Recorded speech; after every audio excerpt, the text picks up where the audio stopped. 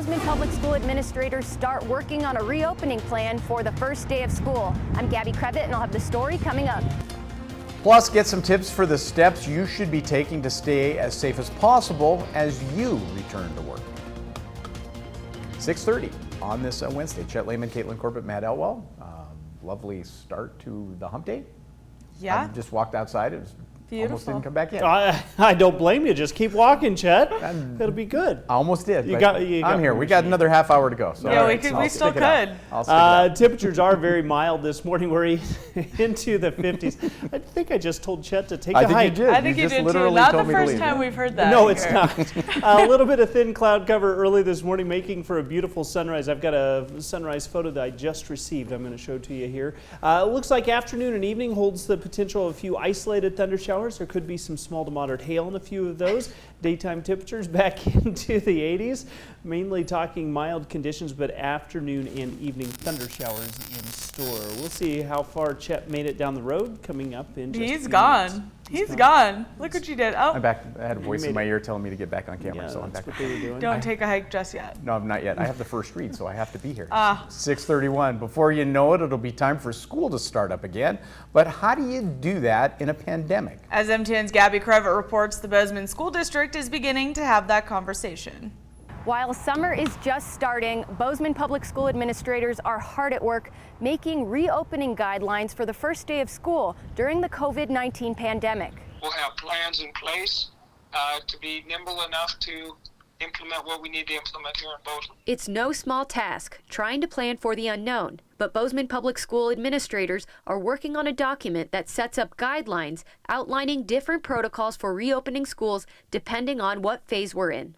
The task force of administrators are taking into account information from the Gallatin City County Health Department and CDC recommendations. We're bringing in different ideas on what different states are looking at, different school districts are looking at, and then trying to narrow that down to what it looks like for Bozeman. The document tackles certain issues, from scheduling to what does school lunch look like during Phase 1, Phase 2, and Phase 3. We're trying to take our best guess at what it's going to look like, and then, but on the other end of that, we have to be flexible enough that if we guess wrong, we do have plans in place that we can adjust and modify for that current situation that will be on August 31st when we go back to school. The document is in the draft phase, and administrators will continue to work on it all summer. It's a draft, and that's the thing. It's not set in stone, more sandstone than stone. Now this Thursday, members of the task force and Superintendent Connors will be meeting to combine some of their ideas and put them into the working document. Reporting in Bozeman, Gabby Crevitt, MTN News. Time now 6:32. A jury says the man accused of killing 9-year-old Robert Lenardi in a hit-and-run crash last July in Hamilton is guilty. Joseph McNamara underwent trial last week for numerous charges, including negligent homicide and 3 counts of criminal endangerment. He was found guilty on all of those charges except for 1 count of criminal endangerment. Prosecutors say on July 7, 2019, Lenardi was hit by a vehicle traveling at high speed near Golf Course Road in Hamilton, where the posted speed limit is 35 miles per hour. After hearing witness statements and viewing the scene of the crash and the vehicle McNamara was allegedly driving, the jury deliberated. The verdict was returned after 8 p.m. last Friday. McNamara is set to be sentenced August 24th. Closer to home, a man wanted by Bozeman police on a sexual assault case is now sitting in jail in Michigan. 36-year-old Joseph Sterling Mueller is accused of sexually assaulting a woman on Lammy Street earlier in the month. Now, yesterday, Mueller was taken into custody by Michigan State Police. He's now waiting to be returned to Montana to face charges. Bozeman Police Department said they would like to thank community members for their help in this investigation. Meantime, a 23-year-old man in Butte is under arrest for groping a woman at the Safeway store on Front Street. Daniel Lepinen is accused of coming up behind the woman, hugging her around the waist and touching her as she was shopping. Lepinen was arrested and booked for misdemeanor sexual assault. Senator Steve Daines is joining the group of U.S. senators who want to place an outright ban on police departments using no-knock warrants. The idea of shutting down no-knock warrants has been gaining momentum in Washington over the past week as lawmakers work in response to the nationwide Black Lives Matter protests over the past month. The warrants, which started to be used years ago in select drug interdiction by some police departments, have been one of the issues following the death of a Kentucky woman who was fatally shot this spring. Daines is co-sponsoring a bill which would ban federal no-knock warrants and place limits on funding to deter state and local police from using the practice. Daines maintains no-knock warrants are unconstitutional and puts the lives of law enforcement and individuals in danger. Well, the COVID-19 pandemic has affected all aspects of life here in Montana. As infections spike, unemployment rises, and the economy suffers. It's also taken its toll on mental health. MTN's Tom Wiley spoke with the director of the state's largest crisis hotline to find out what trends it's seeing. Voices of Hope is a suicide and crisis hotline that serves central and southeastern Montana. The mission statement is to serve everybody equally. Every community member needs to be respected. Their issues need to be heard. Director Jackie Gittens says the service has seen a large jump in calls to the 211 information line as people deal with the many challenges associated with the COVID-19 pandemic. When it first all came down and we saw the outbreak and the limits, the jobs quarantine, we had close to a 50% increase. We went from an average call rate of 37 calls in a time period of 4 days to 92, and it kept increasing. After the initial wave of uncertainty, the calls changed as people adapted to the new normal, but were still overwhelmingly coronavirus related. We first started out as COVID related, and it was medical questions and where am I going to pay my rent and everything else. And it actually started to turn towards the mental health side of, I'm tired of being in this position. There's nothing to do. I'm kept up in this thing. Nothing's getting better. People had some serious mental health concerns.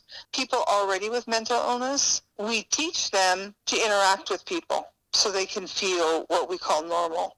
Now we're isolating everybody again. It doesn't do them any good. Gittens and staff had to adapt to increase volume of calls as well, and they've answered the call, both figuratively and literally.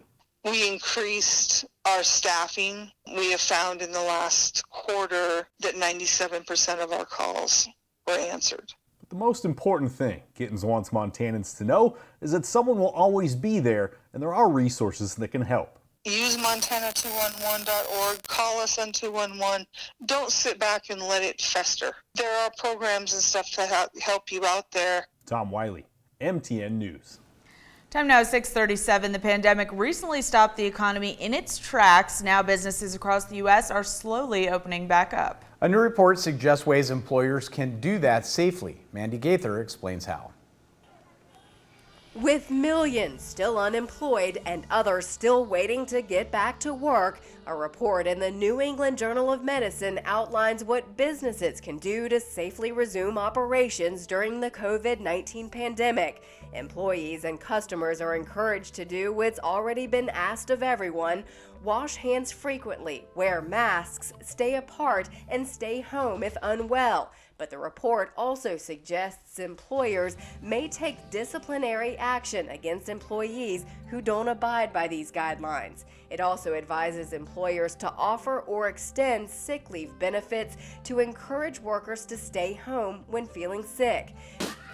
Businesses can also place partitions or barriers between workers or between employees and customers and improve ventilation and air circulation. Staggered work schedules can also help keep employees safer, as well as accommodations to workers at a higher risk of getting seriously ill from the virus, including the option to work from home. I'm Mandy Gaither.